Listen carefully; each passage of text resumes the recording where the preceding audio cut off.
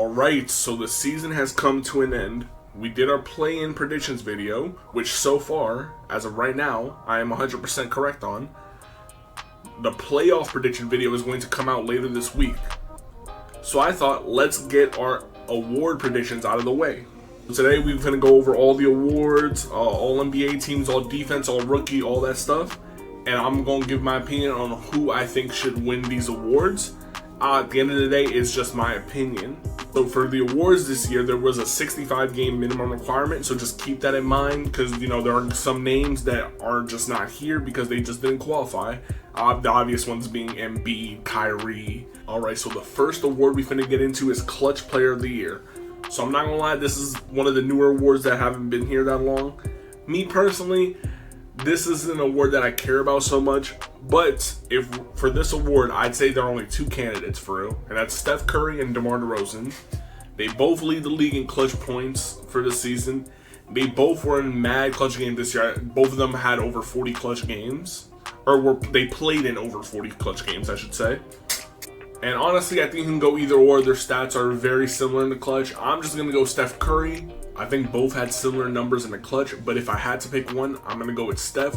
Even though both teams were at the bottom of their conferences, both teams weren't really that good this season, I'd give it to Steph Curry just for the fact I think, as crazy as it sounds, I think he had less help offensively this season than DeMar. While both teams were ass this season, I'm not saying the Bulls were better than the Warriors, blah, blah, blah. DeMar, at least in my opinion, had a better secondary offensive option this season in Coby White, who I think is a candidate for most improved.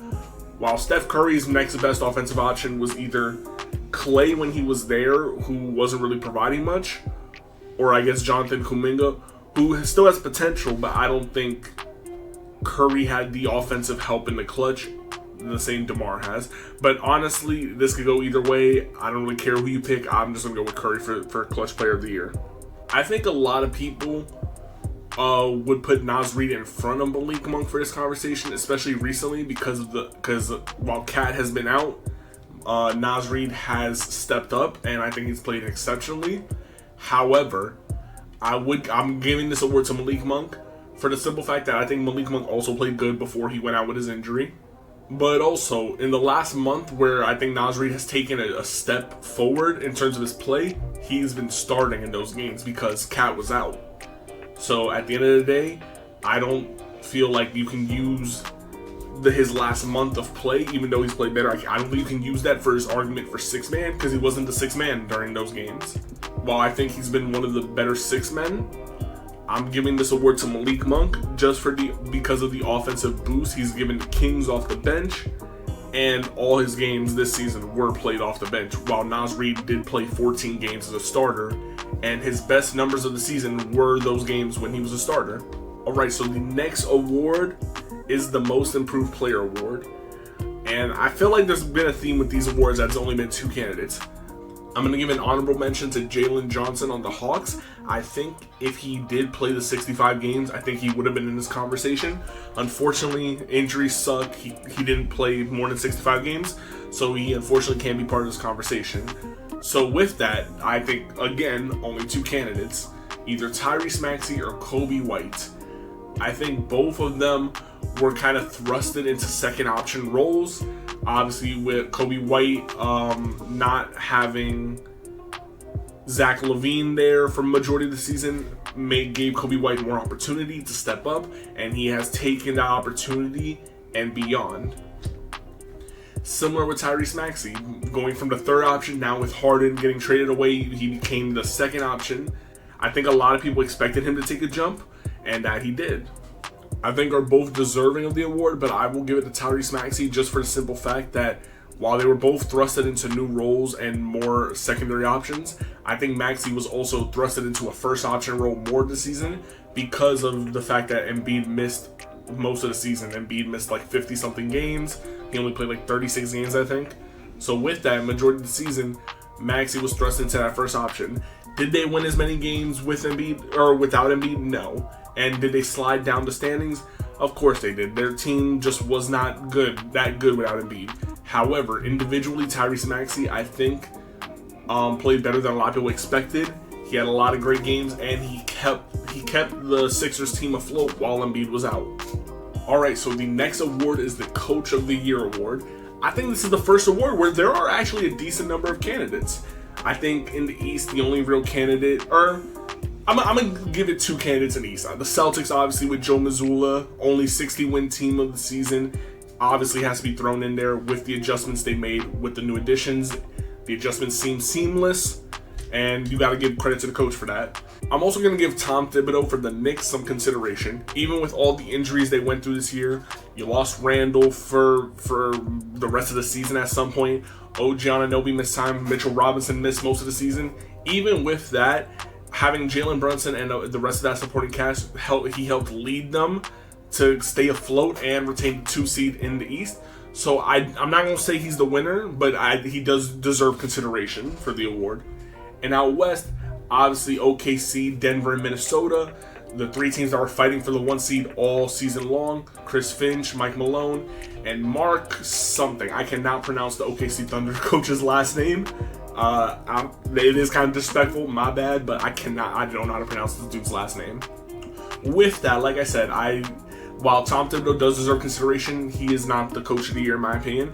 As well as Joe Mazzulla, even though the Celtics are the only 60-win team, I think they are also the most talented team.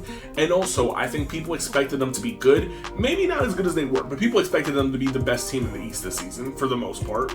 Out West, I'm going to remove Michael Malone for the Nuggets out of the consideration, though. Similar thing to the Celtics. They're the reigning champions. People expected them to be good. While Michael Malone has done a good job, I don't think he's the Coach of the Year this year. To me, it's really between the Thunder coach and the Timberwolves coach. I think these are 2 teams that came into the season with very low expectations and have blew those expectations out of the water. But I'm going to give the Head Coach of the Year award to Mark. I'm going to try it. Daigneault. I didn't mean to be disrespectful, but it's like, to me, he's the Coach of the Year. I think the Thunder are a team that most did not expect to be the 1 seed, let alone a top 5 seed in most people's eyes.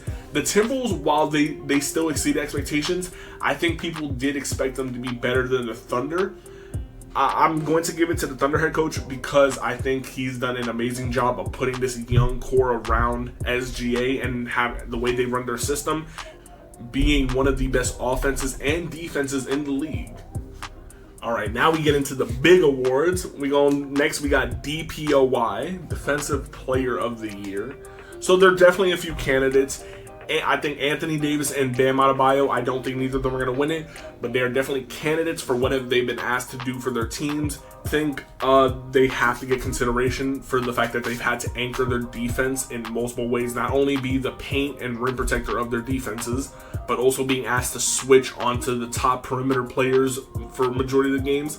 Anthony Davis and Bam Adebayo have done a great job of doing that all season long and anchoring those defenses. Also, another candidate that should be mentioned, Rudy Gobert. I know a lot of people don't like Rudy Gobert, blah, blah, blah, in playoffs come, whatever. But during the regular season, he anchored arguably the best defense of the season.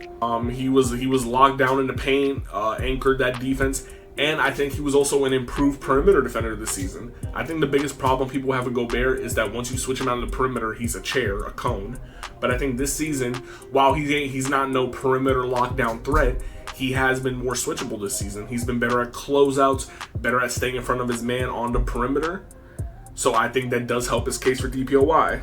But my winner, which a lot of people are going to find nasty, I'm sorry, I gotta give it to Victor Wembanyama. He's just different. I know Victor is not going to win it for real, but these are my awards. These are who I think should win it. I got Victor Wembanyama. Where's your mama? I don't know, bro, but he be clamping. As a rookie, leading the league in blocks at 3.6 blocks, a steal at 7'5". I think he raises the defense to a level that we have not seen from a player in recent memory. The Spurs this season had one of the worst defenses in the league when Victor is not on the floor.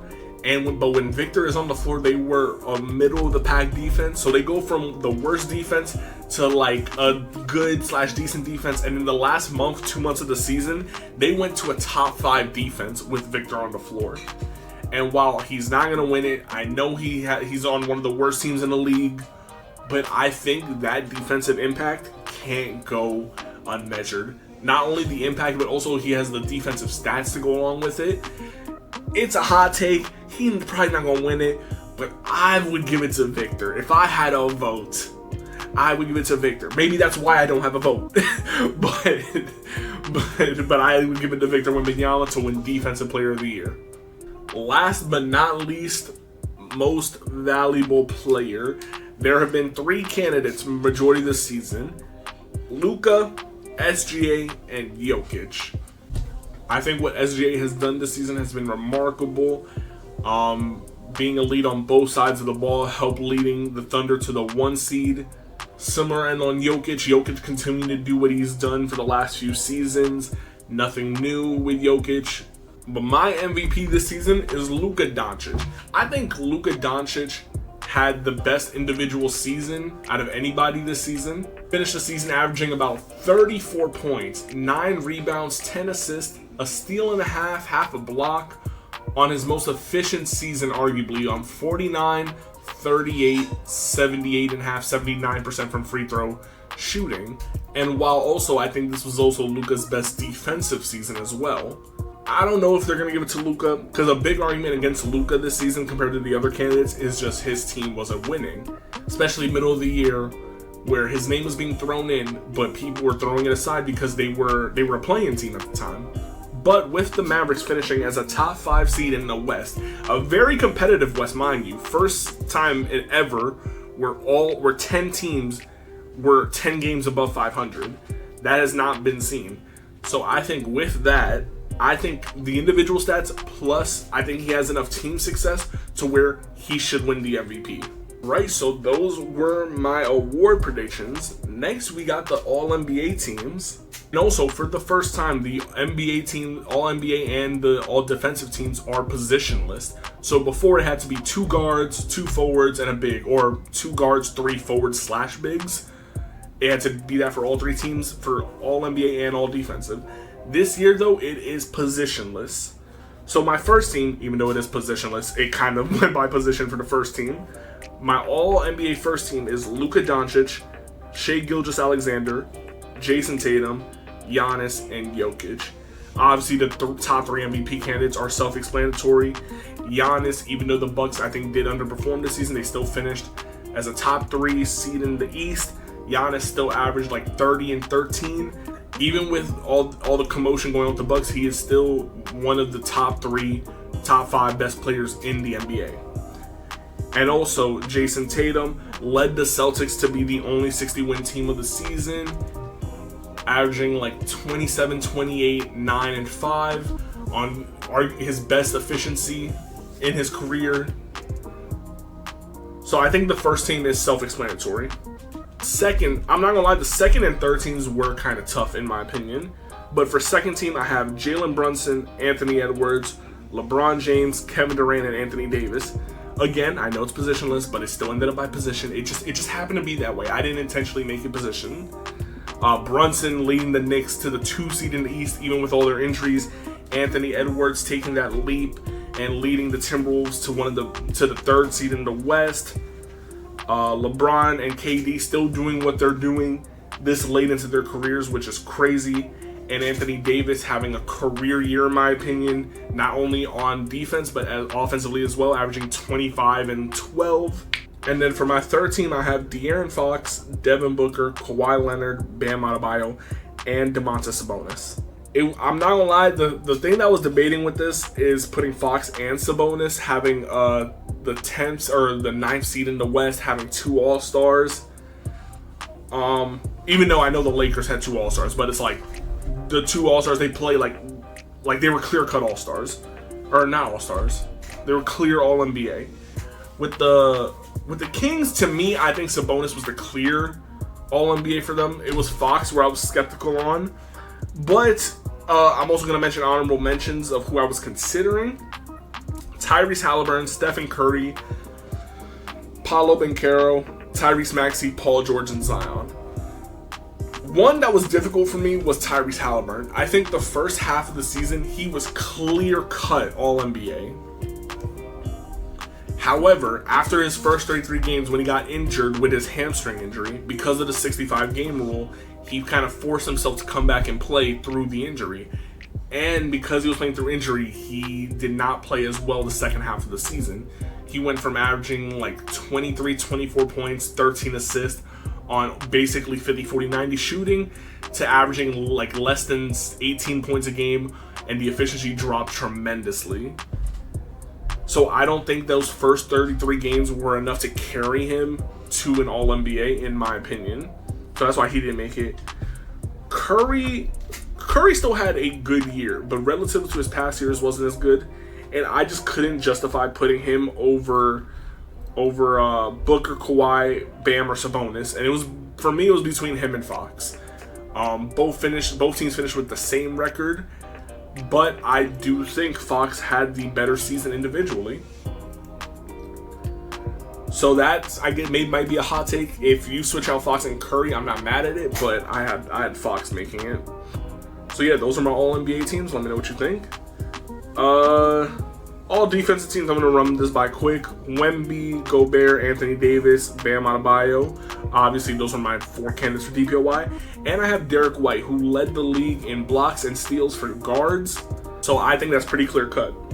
And then for my second defensive teams, I have Jaden McDaniels from the Timberwolves, Herb Jones, Shai Gilgeous-Alexander, Jalen Suggs for the Magic, and Alex Caruso. I think the name a lot of people might be surprised on is Jalen Suggs. If you don't watch Magic games, go watch them. He is one of the best guard defenders in the league. And I think he's going to make a lot of defensive teams. And then I don't really care too much about the rookie teams. I just have Victor Wembanyama, Chet Holmgren, Brandon Miller, Jaime Jaquez Jr., and Derek Lively. For the second team, I have Brandon Podds from the Warriors, Asar and Amen Thompson, Cason Wallace on the Thunder, and Gigi Jackson for the Grizzlies. I think these are pretty self-explanatory. And also the rookie teams were the only teams where the 65-game requirement wasn't required. So for this, the games don't matter as much. So yeah, those are my awards for 2024. Let me know what y'all think. Give me your opinions down below, and I'll catch y'all.